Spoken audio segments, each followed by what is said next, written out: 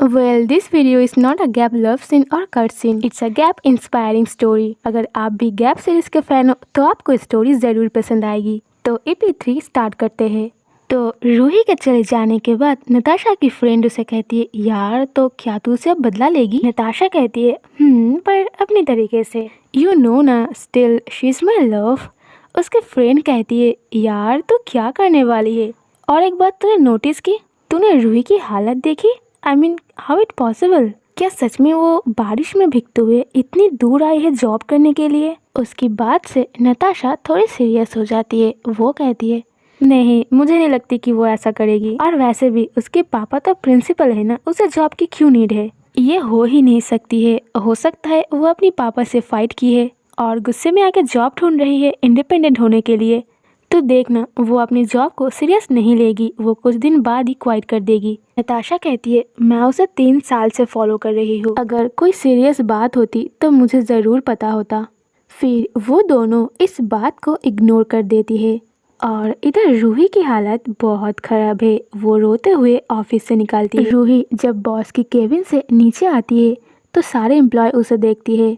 रूही अपनी आंसू पोंछते हुए ऑफिस से निकल जाती है। वो लोग रूही को देखकर कहती है, ये रूही है ना, इन्होंने तो न्यू अप्लाई की थी, पर ये रो क्यों रही है? तभी मैनेजर आकर कहती है, बॉस ने कुछ कहा होगा। फिर उनमें से ही एक कहती है, हो सकता है उसे जॉब नहीं दिया है और इसीलिए बेचारी रो रही है। फिर सब लोग आपस में कहती है, चलो चलो हम भी कम करते, नहीं तो हमें भी निकाल दी जाएगी। उस कंपनी की सारे एम्प्लॉय बॉस से बहुत डरती है, क्योंकि बॉस छोटी छोटी बात पर सबको फायर कर देती है। तो रूही वहाँ से निकल जाती है, बस पकड़ के अपने घर आ जाती है। तभी रात हो चुकी थी। रूही बस रोए जा रही थी। रूही बस उस दिन और आज जो हुआ ये सारी बात सोच रही थी। रूही खुद को बहुत अकेली महसूस कर रही थी। उसके पास अभी कोई भी नहीं है। 4 साल पहले उसके पापा की डेथ हो गई थी।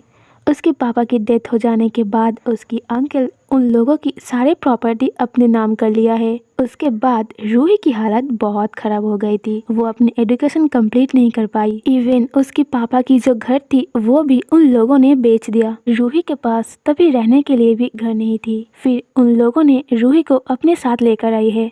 पर केयर और लव करना तो बहुत दूर की बात है। वो लोग बस उसे टॉर्चर करता है। पर सिर्फ बात यहीं पर ख़त्म नहीं होती है। उसकी अंकल की एक बेटा है जिसका नाम अविनाश होता है। रूही को वो बिल्कुल भी पसंद नहीं है। उसे बस मौका चाहिए रूही के पास आने का। ये बात रूही ने अपने अंकल को भी कही है, पर वो इस बात को इग्नोर कर देती है, क्योंकि अगर उनके बेटे के साथ रूही की शादी हो जाती है तो उनके लिए तो और भी फ़ायदा है। ये सब सोचते हुए रूही अपनी आंसू पोंछती है और तभी उसके फ़ोन रिंगिंग होती है। रूही देखती है एक अननोन नंबर है। रूही कॉल उठाती है। वो कहती है, हेलो। वहाँ पे ज्योति वो कहती है, रूही मैं नताशा बोल रही हूँ। रूही कुछ सेकंड के लिए चुप रहती है। फिर वो कहती है, आपको मेरे इंसल्ट करके दिल नहीं भरा, अब आप फिर से क्या चाहते हो? नताशा थोड़ी लाउड वॉइस में कहती है, शट अप, मेरी बात सुनो, तुम कल मॉर्निंग 8 बजे मेरे ऑफिस आ जाना। रूही कहती है, पर आप तो मुझे जॉब। रूही की बात खत्म नहीं होती है। नताशा कॉल कट कर देती है। रूही फोन रखने के बाद सोचती है, क्या वो कल फिर से नताशा के ऑफिस जाएगी? शी नो वेरी वेल कि नताशा सिर्फ उसे बदला लेने के लिए उसे ऑफिस बुला रही है। पर रूही को एक जॉब की बहुत नीड है, क्योंकि वो यहाँ पर रहना ही नहीं चाहती है। ये सब सोचते हुए कब रूही की आंख लग जाती है। कुछ घंटे बाद उसे रियलाइज होती है कि उसके पास कोई बैठा है। रूही जल्दी से आंख खुलती है। उसके सामने जो पर्सन था, रूही उसे देखकर बहुत ही शॉक्ड हो जाती है। अविनाश, तुम इतनी रात को मेरे रूम पे क्या कर रहे हो? रूही बहुत डर जाती है। वो जल्दी से बेड की एक साइड में चली जाती है। वो लड़का एक चाबी को घुमाते हुए स्माइल कर रहा था। वो कहता है, मैं तो बस तुम्हें देखने के लिए आया था। रूही कहती है, अब रात की 2 बज रही है और तुम्हें मेरे रूम की चाबी कहाँ से मिला? रूही बहुत ही लाउडली अपने अंकल को बुलाती है। अविनाश एक स्माइल करते हुए कहता है, बेब कोई फ़ायदा नहीं है, अंकल अभी घर पर ही नहीं है। ये बात सुन के रूही बहुत डर जाती है। अविनाश उस चाबी को फेंक देता है और बेड कवर को खींचते हुए रूही की क्लोज जा रहा था। रूही डर के मारे जल्दी से वहाँ से निकल जाती है। वो भागते भागते मेन डोर ओपन करके सीधा हाईवे में चली आती है। रूही इतना ज़्यादा डर गई थी कि वो जल्दी से भाग रही थी।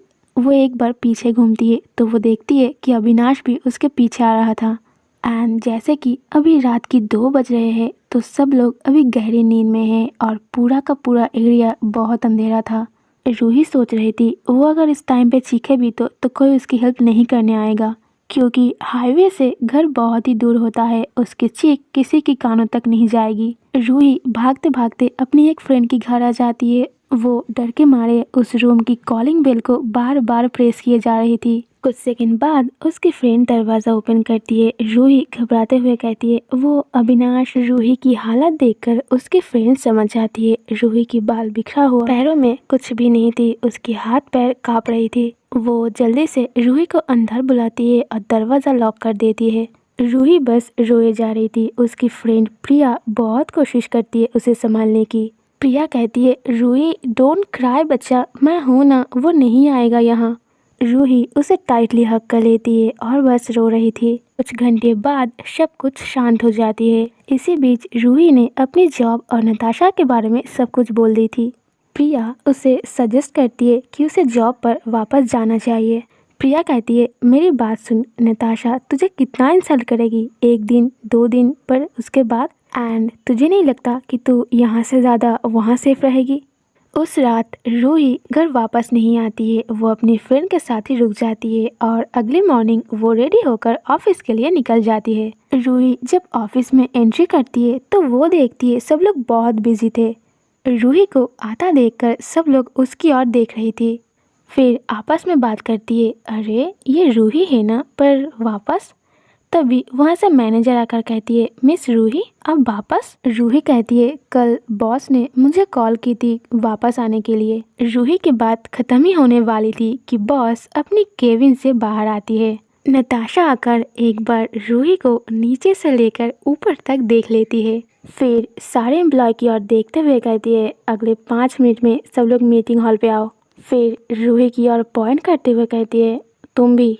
तो सब लोग अपने काम छोड़ के मीटिंग हॉल के लिए जा रही थी। मैनेजर देखती है कि रूही वहाँ पर ही खड़ी थी तो वो उसके हाथ को होल्ड करते हुए उसे मीटिंग हॉल पे ले जाती है। मीटिंग हॉल पे जाने के बाद भी सब लोग रूही की ओर देख रही थी और उसके बारे में ही बात कर रही थी। एट दैट टाइम बॉस की एंट्री होती है। वो कहती है यहाँ पर चल क्या रही है, जिसको जो भी पूछना है वो डायरेक्ट मुझसे पूछो। बॉस की बात सुनकर सब लोग क्वाइट हो जाती है।